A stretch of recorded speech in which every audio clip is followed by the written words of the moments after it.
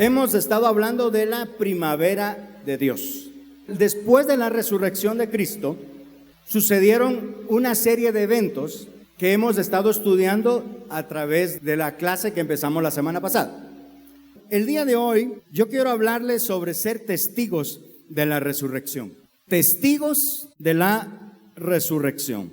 Y vamos a ir al libro de Hechos, capítulo 1, verso 7.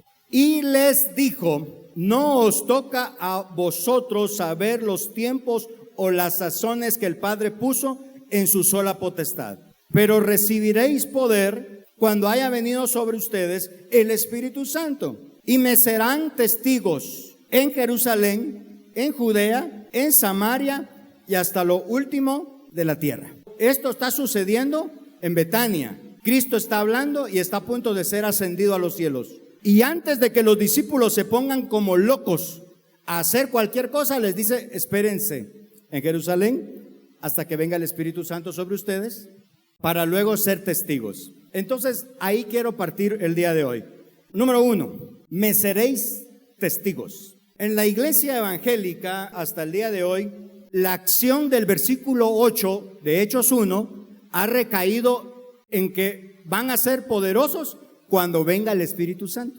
Van a tener el poder de Dios cuando el Espíritu Santo venga sobre ustedes. Sin embargo, la parte B del versículo, me seréis testigos, a veces no se explica correctamente. Y yo quiero empezar por allí. La palabra testigo que usted tiene ahí es la palabra martos.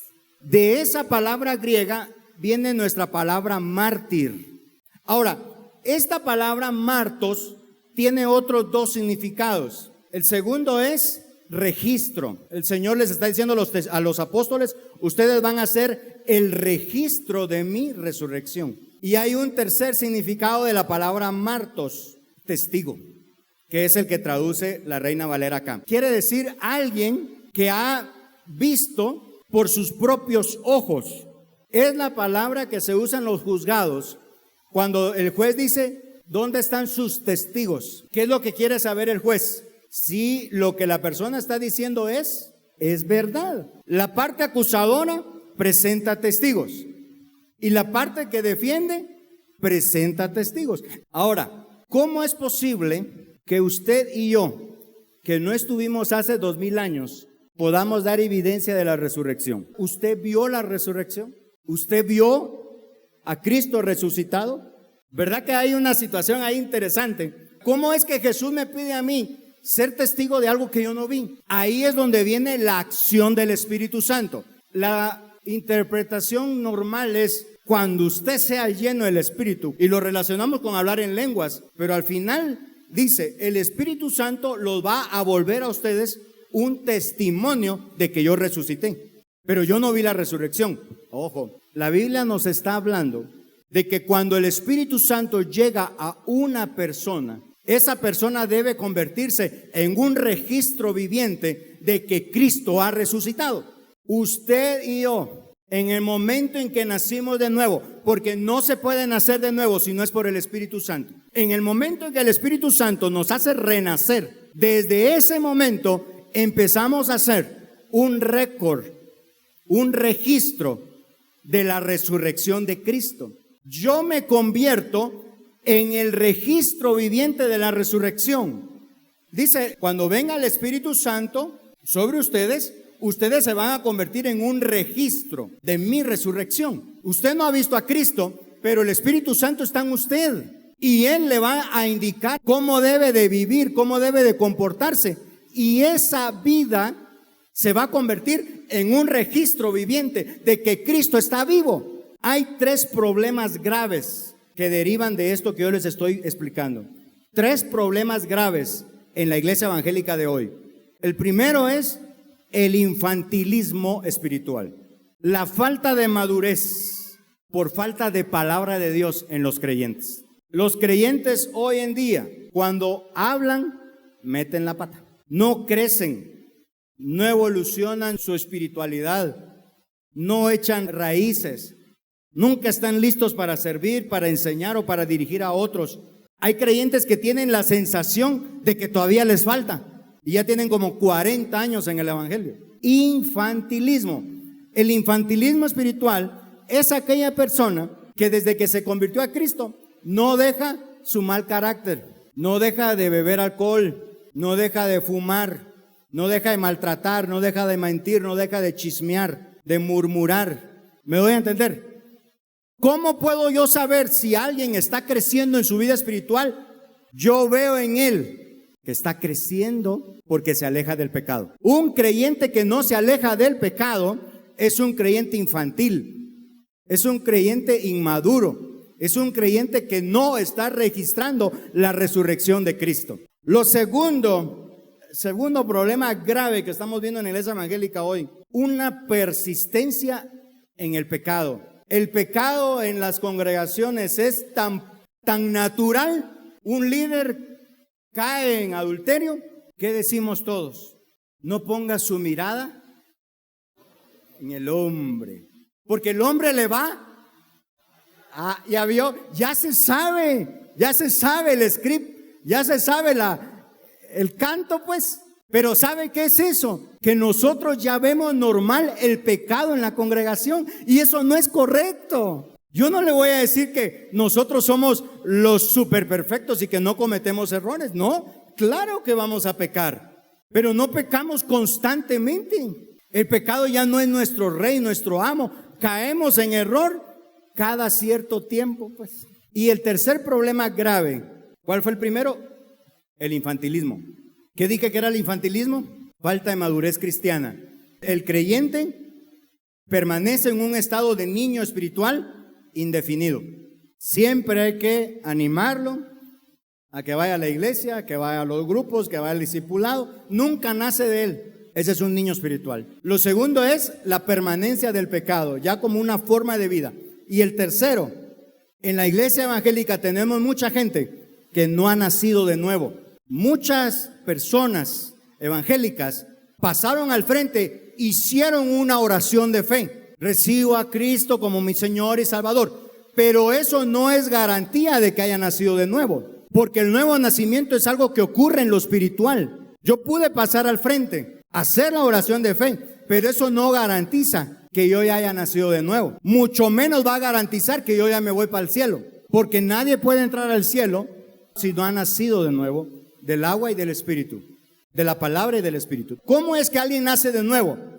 Cuando se le predica la palabra, la persona analiza la palabra y dice, el Espíritu Santo a su oído, te están hablando, vos sos pecador, necesitas entregarte a Cristo. La persona conscientemente toma una decisión y dice, sí, es cierto, yo soy pecador, me arrepiento de mis pecados. Y Señor Jesús, prometo vivir para ti todos los días de mi vida hasta que tú me lleves de esta tierra. Aunque no pase a este altar, si él tomó una decisión consciente de seguir a Cristo, el Espíritu Santo hace renacer a esa persona. ¿En dónde está la clave?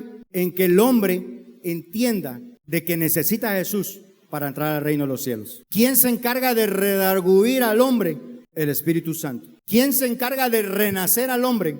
El Espíritu Santo. ¿Vio la importancia del Espíritu Santo en todo lo que yo le estoy hablando? Ahora, muchos evangélicos hicieron la oración, pero no han nacido de nuevo. Siguen muertos en sus delitos y pecados. Por eso usted ve a mucho evangélico en pecado todo el tiempo. Porque uno no puede aceptar que un nacido de nuevo se esté revolcando en el pecado constantemente.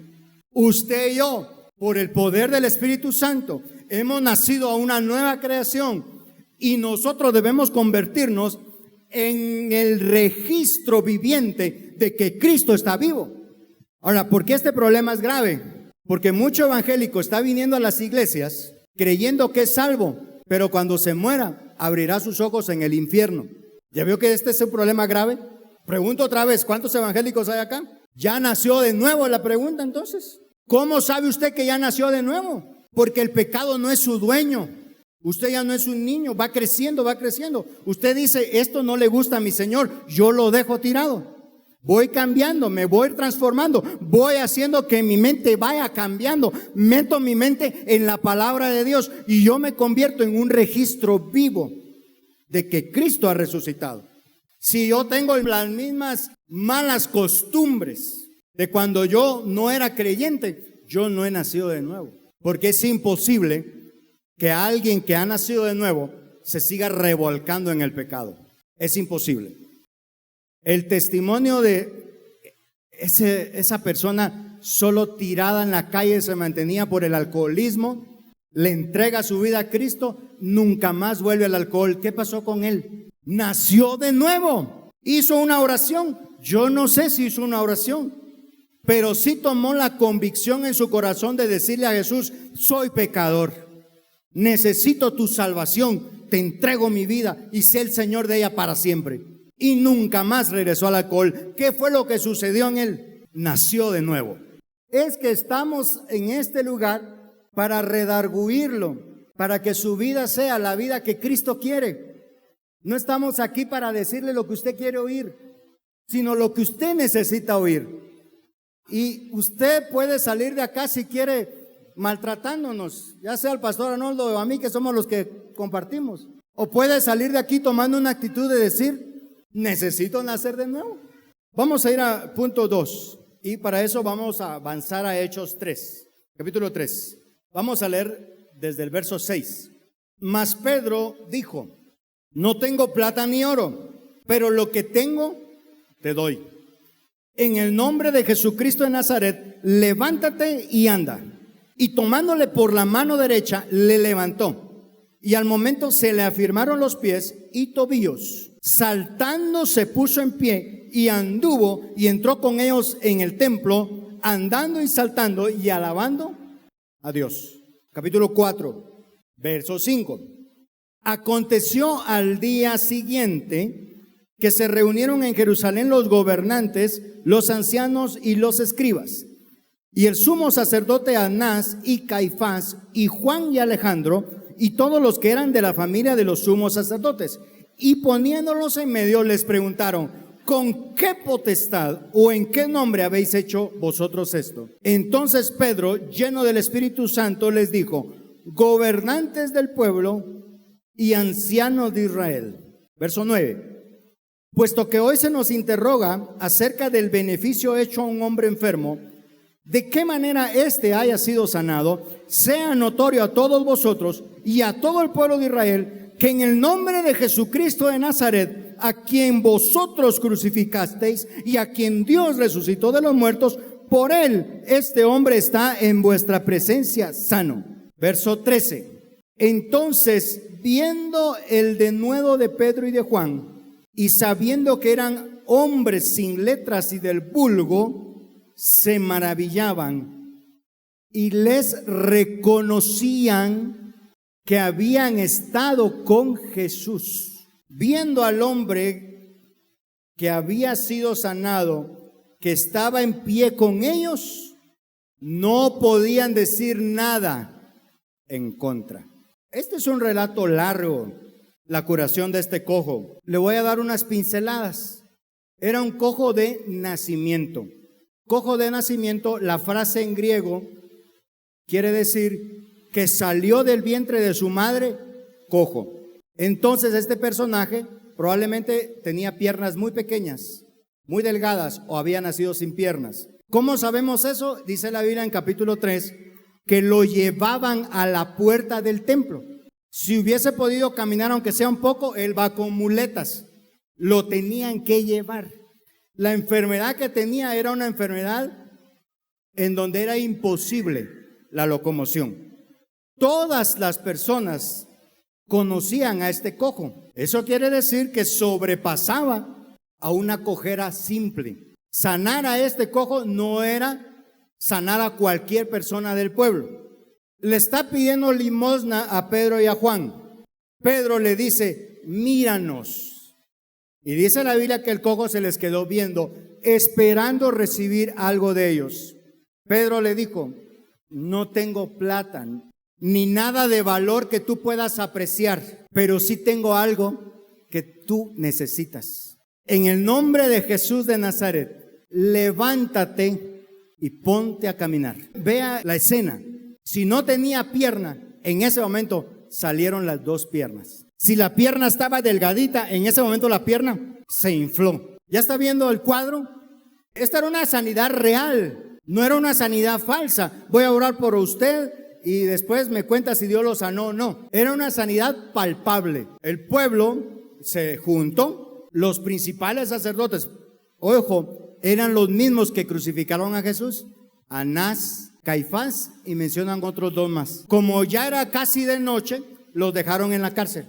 Al día siguiente los interrogan. Ese es el capítulo 4. Y la pregunta de los sacerdotes es la pregunta clásica a Jesús: ¿con qué autoridad hacen estas cosas? Lean los evangelios y se van a dar cuenta de que esa misma frase se la decían estos sacerdotes a Jesús. ¿Con qué autoridad hablas? ¿Con qué autoridad sanas? ¿Con qué autoridad echas fuera demonios? ¿Con qué autoridad? Y lo mismo le están diciendo a sus apóstoles. ¿Con qué autoridad?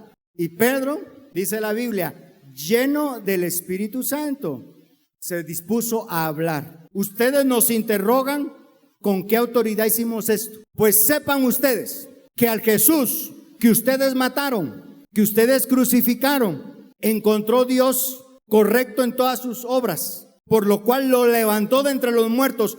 Nosotros somos testigos. Y en la autoridad de Jesús de Nazaret, que está resucitado, en esa autoridad hemos levantado este cojo. ¿Qué les dije en el primer punto? El Espíritu Santo viene a hacernos un registro. ¿Qué está pasando en este ejemplo? El poder del Espíritu Santo en Pedro lo está haciendo reaccionar de la misma manera en que Jesús hubiera reaccionado. Pedro no les tiene temor como Cristo nunca les tuvo temor a los sumos sacerdotes. Pedro se levantó con autoridad, tal como Jesús les hablaba con autoridad. Se da cuenta que el Espíritu Santo viene para hacernos testigos de la resurrección. Los gobernantes entonces se fueron en contra de los apóstoles. Vean, a mí me llama la atención esto porque el escritor dice que eran hombres sin letras, y del vulgo en griego es agramatón e idiotes. Eso fue lo que dijeron. O sea, estos son unos, perdonen la expresión, pero eso es lo que dice el original. Estos son unos idiotas que no tienen una formación como la de nosotros, pero la Biblia dice claramente que no les podían decir nada en contra porque el cojo estaba delante de ellos. Y aquí viene el punto que yo les quiero decir, hermanos. La gente puede refutar nuestras palabras, pero jamás nuestro testimonio, jamás nuestro ejemplo. Ese es el punto 2. El testimonio va más allá de las palabras. Usted puede toda la vida tratar de hacer que una familia, que un esposo, que una esposa, que una hija, que un vecino le entregue su vida a Cristo a través de sus palabras, pero probablemente su testimonio va a toparse cuando el vecino vea su vida. Hablas muy bonito, pero actúas igual que un demonio. Tus palabras casi me convencen, pero tu testimonio hace que rechace tus palabras. Ve el punto entonces. Estos sanaron a un cojo y la Biblia dice claramente que los sacerdotes los menospreciaron porque eran gente que ellos sabían leer y escribir. Habían ido a la escuela primaria. Lo que no tenían era un estudio universitario como el que tenían los sacerdotes. Pero los sacerdotes los despreciaron. Pero no podían decirles nada porque el cojo estaba a la par. No importa. Tal vez usted y yo no sabemos mucho de la Biblia, pero si nuestro testimonio es el correcto, aún las pocas palabras que usted pueda usar, Dios las va a usar para atraer más gente a su reino. Pero con la iglesia evangélica, y no está mal estudiar. Yo tengo una maestría en estudios bíblicos, no está mal estudiar, pero trabajar en el exterior es tanto como tratar de repellar una casa que ya se cae. Echémosle una pintadita, tal vez así cuando tiemble no se va a caer se va a caer. Entonces, antes de empezar a estudiar, antes de meternos a un instituto bíblico, antes de estar todo el tiempo memorizando versículos, debemos hacer que nuestro testimonio sea acorde a la resurrección de Cristo. Si yo tengo un testimonio de un Cristo muerto, nadie va a querer acercarse. Preséntese ante la gente con las palabras, pero tiene que tener al cojo a la par. En este punto, el cojo representa su vida como una vida agradable a Dios. Si usted no tiene una vida que agrade a Dios, mucho menos va a agradar a los hombres. ¿Me doy a entender, iglesia? Tenemos que comprender que la prueba de que Cristo está vivo somos cada uno de nosotros. Si lo que la gente ve en nosotros es un Cristo muerto, no va a querer nada con nosotros. Acá tenemos entonces otro grave problema de la iglesia evangélica de hoy. Muchas palabras, pocos hechos. La iglesia de Cristo cada día se parece menos a Cristo y más al diablo. Pero, ¿qué es lo que pasa? Jesús le dijo a los principales sacerdotes: si ustedes fueran hijos de Dios, las cosas de Dios amarían, no me mirarían a mí raro. Pero ustedes, como son hijos de vuestro padre el diablo, por eso me quieren matar. Y lamentablemente, analícelo, la iglesia evangélica de hoy ha caído en el error de pensar que son hijos de Dios, cuando en realidad son hijos del diablo todavía. Ahora, esto no es una herejía, no es un error doctrinal. El mismo Señor Jesús dijo: no todo el que me dice Señor, Señor, entrará en el reino de los cielos, sino el que hace la voluntad, el que hace, no el que la conoce aquí, el que la practica, el que conoce la voluntad de mi Padre que está en los cielos, ese es el que va a entrar. Le hago una exhortación a que usted evalúe su vida. Preferimos las 6 horas en la plataforma de streaming, viendo la película 1, la 2, la 3, la 4, porque tiene 20, pero media hora leer la Biblia. ¡Ay, qué sueño! Es que no trae dibujitos. Tan siquiera trajera fotos la Biblia. ¡Ah, fuera más rico! Hermano, hay que orar. Ay, hermano, pero es que, mire, si tan siquiera yo pudiera ver a Dios cara a cara, porque así ya lo tendría más seguro de que realmente Él está ahí, pero yo siento que le hablo a las paredes, que hay ahí evidencias de que tal vez no hemos nacido de nuevo. Se mete en chismes a cada rato y le gusta el chisme y chisme y chisme. Y ya le dijeron, no sea chismoso, pero lo vuelve a hacer. Tiene un carácter que ni el diablo lo aguanta. Le brotan las palabrotas. Yo, como evidencia de que he nacido de nuevo, yo me convierto en un registro de la resurrección. Ahora le viene la pregunta fuerte. En los últimos 3 meses, ¿usted ha sido un registro de la resurrección? El poder de Dios en nuestra empresa, en nuestra familia, en nuestro trabajo, en todo nuestro caminar diario, solo se manifiesta cuando el testimonio es el correcto. La fe se manifiesta a través de lo que yo hago. Si lo que yo hago no va acorde a lo que yo estoy creyendo, entonces algo está mal. El testimonio es irrefutable. Concluyo aquí. Es posible mantener un engaño por días, por meses, tal vez unos cuantos años, pero la verdad siempre surge. Y algunos tenemos la envoltura, porque yo me incluyo, de ser buenas personas, de ser buenos evangélicos, de ser creyentes. Pero Satanás va a venir a rascarle la envoltura, a esperar que sale de esa envoltura. Satanás le va a traer problemas. Satanás le va a traer enfermedades, Satanás le va a traer luchas, Satanás le va a traer pensamientos, le va a venir a rascar la envoltura. Cuando venga Satanás, vamos a saber entonces si usted ha nacido o no ha nacido de nuevo. Nos ponemos de pie, vamos a orar.